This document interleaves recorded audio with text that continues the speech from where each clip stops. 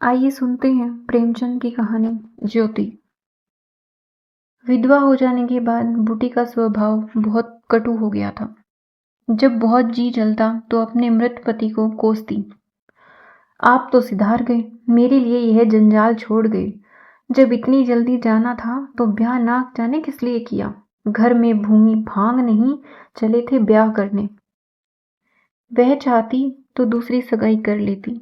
अहीरों में इसका रिवाज है। देखने सुनने में भी बुरी ना थी। दो एक आदमी तैयार भी थे, लेकिन बूटी पतिव्रता कहलाने के मोह को ना छोड़ सकी। और यह सारा क्रोध उतरता था बड़े लड़के मोहन पर, जो अब 16 साल का था। सोहन अभी छोटा था और मैना लड़की थी। ये दोनों अभी किसी लायक ना थे। अगर यह तीनों ना होते तो बूटी को क्यों इतना कष्ट होता। जिसका थोड़ा सा काम कर देती वही रोटी कपड़ा दे देता। जब चाहती किसी के सिर बैठ जाती। अब अगर वह कहीं बैठ जाए तो लोग यही कहेंगे कि 3-3 बच्चों के होते इसे क्या सूझी। मोहन भरसक उसका भार हल्का करने की चेष्टा करता। गायों भैंसों की सानी पानी दूहना मतना यह सब कर लेता, लेकिन बूटी का मुंह सीधा ना होता था। वह रोज एक ना एक खुचड़ निकालती रहती और मोहन ने भी उसकी घुड़कियों की परवाह करना छोड़ दिया था। पति उसके सिर गृहस्थी का यह भार पटक कर क्यों चला गया, उसे यही गिला था। बेचारी का सर्वनाश ही कर दिया। न खाने का सुख मिला, न ओढ़ने पहनने का, न और किसी बात का। इस घर में क्या आई मानो भट्टी में पड़ गई। उसकी वैधव्य साधना और अतृप्त भोग लालसा में सदैव द्वंद्व सा मचा रहता था, और उसकी जलन में उसके हृदय की सारी मृदुता जलकर भस्म हो गई थी। पति के पीछे और कुछ नहीं तो बूटी के पास 400-500 गहने थे, लेकिन एक एक करके सब उसके हाथ से निकल गए। उसी मोहल्ले में, उसकी बिरादरी में कितनी ही औरतें थीं जो उससे जेठी होने पर भी गहने झमकाकर, आंखों में काजल लगाकर, मांग में सिंदूर की मोटी सी रेखा डालकर मानो उसे जलाया करती थी। इसीलिए अब उनमें से कोई विधवा हो जाती तो बूटी को खुशी होती, और यह सारी जलन वह लड़कों पर निकालती, विशेषकर मोहन पर। वह शायद सारे संसार की स्त्रियों को अपने ही रूप में देखना चाहती थी। कुत्सा में उसे विशेष आनंद मिलता था। उसकी वंचित लालसा जल न पाकर ओस चाट लेने में ही संतुष्ट होती थी। फिर यह कैसे संभव था कि वह मोहन के विषय में कुछ सुने और पेट में डाल ले। जो ही मोहन संध्या समय दूध बेचकर घर आया, बूटी ने कहा, देखती हूं तू अब सांड बनने पर उतारू हो गया है। मोहन ने प्रश्न के भाव से देखा। कैसा सांड, क्या बात है? तू रुपया से छिप छिप कर नहीं हंसता बोलता, उस पर कहता है कैसा सांड। तुझे लाज नहीं आती? घर में पैसे पैसे की तंगी है और वहां उसके लिए पान लाए जाते हैं, कपड़े रंगाए जाते हैं। मोहन ने विद्रोह का भाव धारण किया। अगर उसने मुझसे 4 पैसे के पान मांगे तो क्या करता? कहता कि पैसे दे तो लाऊंगा। अपनी धोती रंगने को दी, उससे रंगाई मांगता। मोहल्ले में एक तू ही है धन्ना सेठ, और किसी से उसने क्यों ना कहा। यह वह जाने, मैं क्या बताऊं।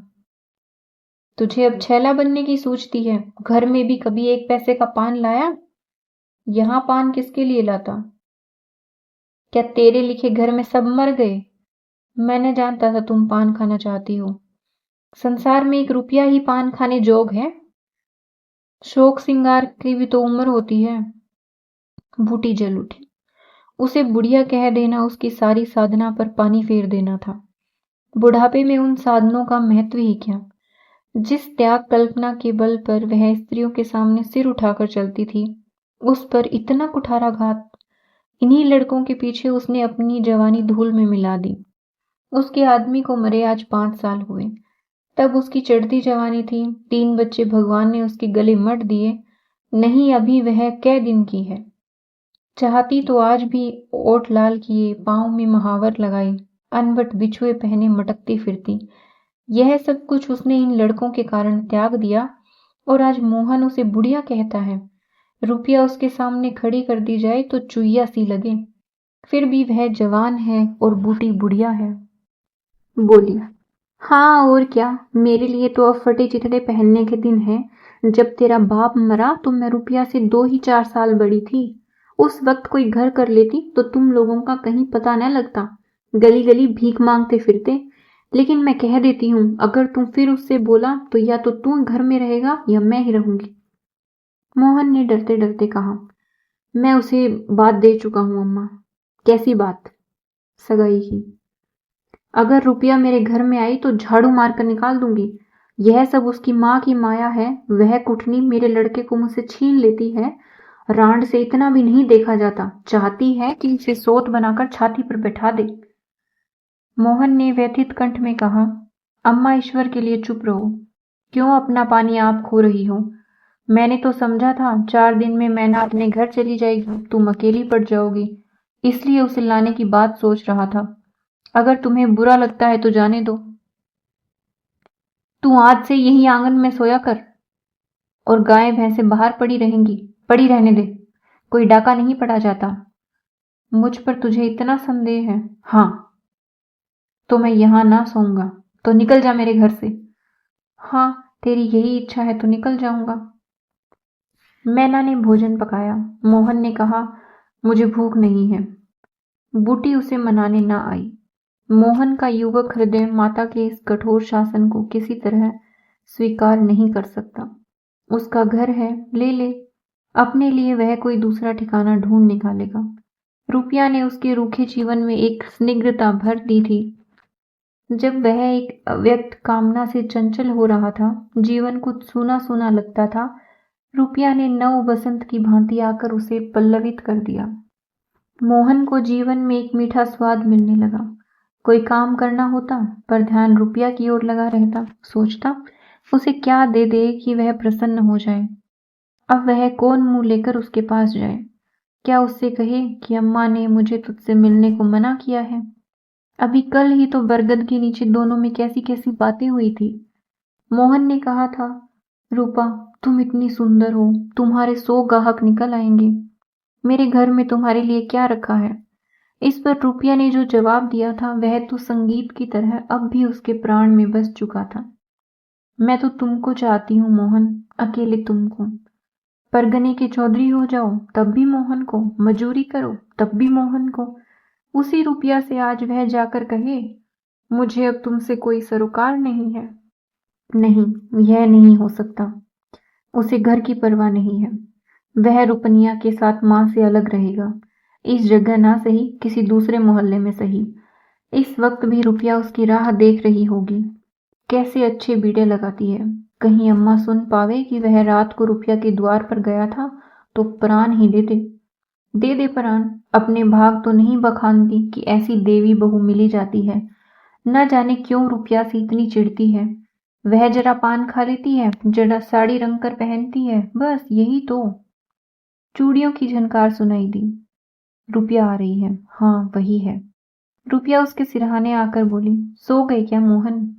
घड़ी भर से तुम्हारी राह देख रही हूँ, आई क्यों नहीं?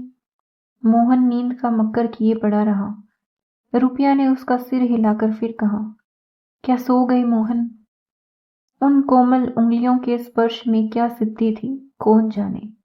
मोहन की सारी आत्मा उन्मत्त हो उठी। उसके प्राण मानो बाहर निकलकर रुपया के चरणों में समर्पित हो जाने के लिए उछल पड़े। देवी वरदान के लिए सामने खड़ी है। सारा विश्व जैसे नाच रहा है। उसे मालूम हुआ जैसे उसका शरीर लुप्त हो गया है। केवल वह एक मधुर स्वर की भांति विश्व की गोद में चिपटा हुआ उसके साथ नृत्य कर रहा है। रुपया ने कहा, अभी से सो गई क्या जी? मोहन बोला, हाँ, जरा नींद आ गई थी रूपा। तुम इस वक्त क्या करने आई? कहीं अम्मा देख ले, मुझे मार ही डाले। तुम आज आए क्यों नहीं? आज अम्मा से लड़ाई हो गई। क्या कहती थी? कहती थी रुपया से बोलेगा तो मैं प्राण दे दूंगी। तुमने पूछा नहीं रुपया से क्यों चिढ़ती हो? अब उनकी बात क्या कहूँ रूपा, वह किसी का खाना पहनना नहीं देख सकती। अब मुझे तुमसे दूर रहना पड़ेगा। मेरा जी तो ना मानेगा। ऐसी बात करोगी मैं तुम्हें लेकर भाग जाऊंगा। तुम मेरे पास एक बार रोज आया करो बस, और मैं कुछ नहीं चाहती। और अम्मा जो बिगड़ेंगी तो मैं समझ गई तुम मुझे प्यार नहीं करते। मेरा बस होता तो तुमको अपने प्राण में रख लेता। इसी समय घर के किवाड़ खटके। रुपया भाग गई। मोहन दूसरे दिन सोकर उठा तो उसके हृदय में आनंद का सागर सा भरा हुआ था। वह सोहन को बराबर डांटता रहता था। सोहन आलसी था, घर के काम धंधे में जी न लगाता था। मोहन को देखते ही वह साबुन छिपाकर भाग जाने का अवसर खोजने लगा। मोहन ने मुस्कुराकर कहा, धोती बहुत मैली हो गई है सोहन, धोबी को क्यों नहीं देते? सोहन को इन शब्दों में स्नेह की गंध आई। धोबिन पैसे मांगती है, तो पैसे अम्मा से क्यों नहीं मांग लेते? अम्मा कौन पैसे दिए देती है, तो मुझसे ले लो। यह कहकर उसने एक इकन्नी उसकी ओर फेंक दी। सोहन प्रसन्न हो गया। भाई और माता दोनों ही उसे धिक्कारते रहते थे। बहुत दिनों बाद आज उसे स्नेह की मधुरता का स्वाद मिला। इकन्नी उठा ली और धोती को वहीं छोड़कर गाय को खोलकर ले चला। मोहन ने कहा, रहने दो, मैं इसलिए ले जाता हूं। सोहन ने पगैया मोहन को देकर फिर पूछा, तुम्हारे लिए चिलम रखाऊं? जीवन में आज पहली बार सोहन ने भाई के प्रति ऐसा सद्भाव प्रकट किया था। इसमें क्या रहस्य है, यह मोहन की समझ में नहीं आया। बोला, आग हो तो रखाओ। मैना सिर के बाल खोले आंगन में बैठी घरौंदा बना रही थी।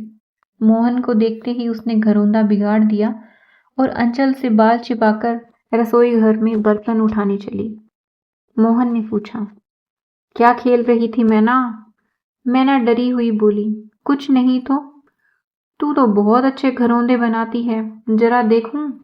मैना का रुआंसा चेहरा खिल उठा। प्रेम के शब्द में कितना जादू है। मुंह से निकलते ही जैसे सुगंध फैल गई। जिसने सुना उसका हृदय खिल उठा। जहां भय था वहां विश्वास चमक उठा। जहां कटुता थी वहां अपनापा छलक पड़ा। चारों ओर चेतनता दौड़ गई, कहीं आलस्य की, कहीं खिन्नता नहीं। मोहन का हृदय आज प्रेम से भरा हुआ है। उसमें सुगंध का विकर्षण हो रहा है। मैना घरौंदा बनाने बैठ गई। मोहन ने उसके उलझे हुए बालों को सुलझाते हुए कहा, तेरी गुड़िया का ब्याह कब होगा मैना? न्योता दे, कुछ मिठाई खाने को मिले। मैना का मन आकाश में उड़ने लगा। जब भैया पानी मांगे तो वह लोटे को राख से खूब चमाचम करके पानी ले जाएगी। अम्मा पैसे नहीं देती, गुड्डा तो ठीक हो गया है, टीका कैसे भेजूं? कितने पैसे लेगी? 1 पैसे के बतासे लूंगी और 1 पैसे का रंग। जोड़े तो रंगी जाएंगे ही नहीं। तो 2 पैसे में तेरा काम चल जाएगा? हाँ, 2 पैसे दे दो भैया, तो मेरी गुड़िया का ब्याह धूमधाम से हो जाए।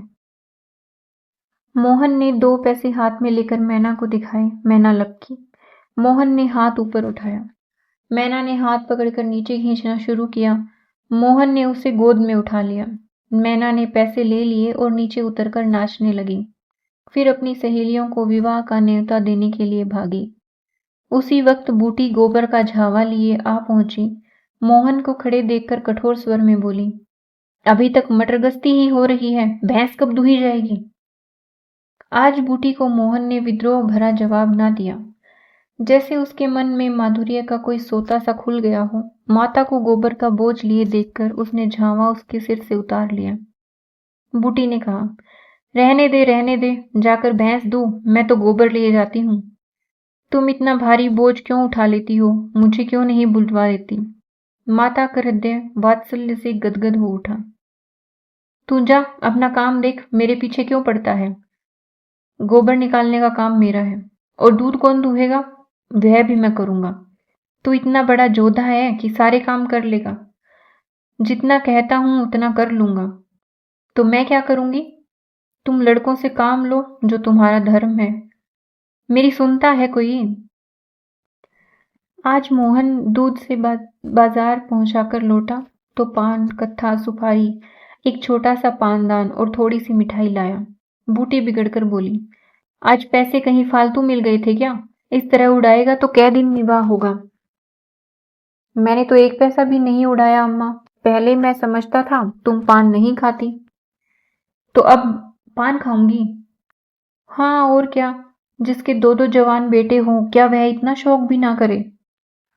बूटी के सूखे कठोर हृदय में कहीं से कुछ हरियाली निकल आई। एक नन्ही सी कोंपल थी, उसके अंदर कितना रस था। उसने मैना और सोहन को एक एक मिठाई दे दी और मोहन को देने लगी। मिठाई तो लड़कों के लिए लाया था अम्मा। और तू बूढ़ा हो गया है क्यों? इन लड़कों के सामने तो बूढ़ा ही हूं, लेकिन मेरे सामने तो लड़का ही है। मोहन ने मिठाई ले ली। मैना ने मिठाई पाते ही गप से मुंह में ली थी। वह केवल मिठाई का स्वाद जीभ पर छोड़कर कब की गायब हो चुकी थी। मोहन को ललचाई आंखों से देखने लगी। मोहन ने आधा लड्डू तोड़कर मैना को दे दिया। एक मिठाई दोने में बची थी। बूटी ने उसे सोहन की तरफ बढ़ाकर कहा, लाया भी तो इतनी सी मिठाई, यह ले ले। मोहन ने आधी मिठाई मुंह में डालकर कहा, वह तुम्हारा हिस्सा है अम्मा। तुम्हें खाते देखकर मुझे जो आनंद मिलता है उसमें मिठास से ज्यादा स्वाद है। उसने आधी मिठाई सोहन और आधी मिठाई मोहन को दे दी। फिर पानदान खोलकर देखने लगी। आज जीवन में पहली बार उसे यह सौभाग्य प्राप्त हुआ।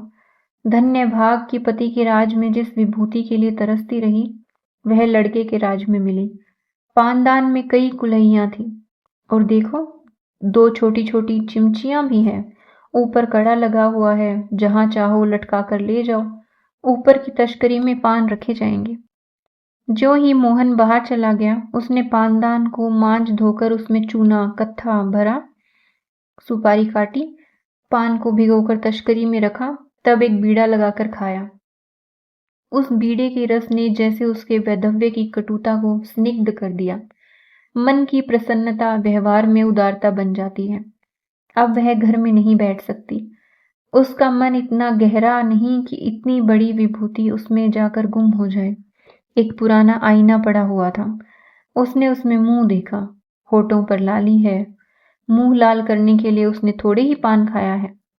धनिया ने आकर कहा, काकी तनिक रस्सी दे दो, मेरी रस्सी टूट गई है। कल बूटी ने साफ कह दिया होता, मेरी रस्सी गांव भर के लिए नहीं है। रस्सी टूट गई है तो बनवा लो। आज उसने धनिया को रस्सी निकालकर प्रसन्न मुख से दे दी और सद्भाव से पूछा, लड़के के दस्त बंद हुए कि नहीं धनिया? धनिया ने उदास मन से कहा, नहीं काकी, आज तो दिन भर दस्त आए, जाने दांत आ रहे हैं। पानी भर ले तो जरा देखूं, दांत ही है कि कुछ और फसाद है? किसी की नजर वजर तो नहीं लगी? अब क्या जाने काकी, कौन जाने किसकी आंख फूटी हो। चौचाल लड़कों को नजर बड़ा लगता है। जिसने चुमकार कर बुलाया झट उसकी गोद में चला जाता है। ऐसा हंसता है कि तुमसे क्या कहूं। कभी कभी माँ की भी नजर लग जाया करती है। ए नोज काकी, भला कोई अपने लड़के को नजर लगाएगा? यही तो तू समझती नहीं, नजर आप ही लग जाती है। धनिया पानी लेकर आई तो बूटी उसके साथ बच्चे को देखने चली।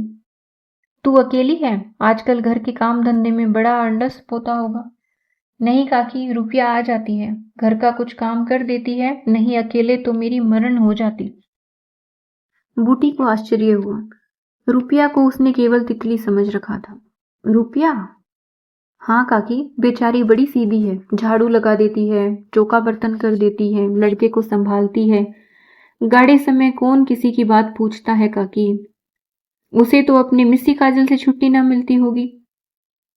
यह तो अपनी अपनी रुचि है काकी। मुझे तो इस मिस्सी काजल वाली से जितना सहारा दिया उतना किसी भक्ति ने ना दिया। बेचारी रात भर जागती रही। मैंने कुछ दे तो नहीं दिया। हाँ, जब तक जीऊंगी उसका जस गाऊंगी। तू उसके गुण अभी तक जानती नहीं धनिया। पान के लिए पैसे कहाँ से आते हैं, किनारदार साड़ियां कहाँ से आती है। मैं इन बातों में नहीं पड़ती काकी। फिर शौक श्रृंगार करने को उसका जी चाहता है। खाने पहनने की यही तो उम्र है। धनिया ने बच्चे को खटोले पर सुला दिया। बूटी ने बच्चे के सिर पर हाथ रखा, पेट में धीरे धीरे उंगली गड़ाकर देखा, नाभि पर हींग का लेप करने को कहा। रुपया बेनिया लाकर उसे झलने लगी। बूटी ने कहा, ला बेनिया मुझे दे दे। मैं डुला दूंगी तो क्या छोटी हो जाऊंगी? तू दिन भर यहाँ काम धंधा करती है, थक गई होगी। तुम इतनी भली मानस हो और यहाँ लोग कहते थे वह बिना गाली के बात नहीं करती। मारी डर के तुम्हारे पास न आई। बूटी मुस्कुराई। लोग झूठ तो नहीं कहते। मैं आंखों की देखी मानूं कि कानों की सुनी? कह तो दी होगी, दूसरी लड़की होती तो मेरी ओर मुंह फेर लेती, मुझे जलाती, मुझसे ऐंठती। इसे तो जैसे कुछ मालूम ही ना हो सकता है कि मोहन ने इससे कुछ कहा ही न हो। हाँ, यही बात है। आज रुपया बूटी को बड़ी सुंदर लगी। ठीक तो है, अभी शौक सिंगार ना करेगी तो कब करे। शौक सिंगार इसलिए बुरा लगता है कि ऐसे आदमी अपने भोग विलास में मस्त रहते हैं। किसी के घर में आग लग जाए उनसे मतलब नहीं, उनका काम तो खाली दूसरों को रिझाना है। जैसे अपने रूप की दुकान सजाए, राह चलतों को बुलाती हो कि जरा इस दुकान की सैर भी करते जाइए। ऐसे उपकारी प्राणियों का सिंगार बुरा नहीं लगता, नहीं बल्कि और अच्छा लगता है। इससे मालूम होता है कि उसका रूप जितना सुंदर है उतना ही मन भी सुंदर है। फिर कौन नहीं चाहता कि लोग उनके रूप की बखान करें। किसे दूसरों की आंखों में छुप जाने की लालसा नहीं होती। बूटी का यौवन कब का विदा हो चुका, फिर भी यह लालसा उसे बनी हुई है। कोई उसे रस भरी आंखों से देख लेता है तो उसका मन कितना प्रसन्न हो जाता है। जमीन पर पांव नहीं पड़ते। फिर रूपा तो अभी जवान है। उस दिन से रूपा प्राय 2-1 बार नित्य बूटी के घर आती। बूटी ने मोहन से आग्रह करके उसके लिए अच्छी सी साड़ी मंगवा दी। अगर रूपा कभी बिना काजल लगाए या बेरंगी साड़ी पहने आ जाती तो बूटी कहती, बहू बेटियों को यह जोगियों भेष अच्छा नहीं लगता, यह भेष तो हम जैसी बुढ़ियों के लिए है। रूपा ने एक दिन कहा, तुम बूढ़ी काहे से हो गई अम्मा, लोगों को इशारा मिल जाए तो भोरों की तरह तुम्हारे द्वार पर धरना लगेगा। बूटी ने मीठे तिरस्कार से कहा, चल मैं तेरी माँ की सौत बनकर जाऊंगी। अम्मा तो बूढ़ी हो गई, तो क्या तेरे दादा अभी जवान हैं? हाँ, ऐसा बड़ी अच्छी मिट्टी है उनकी।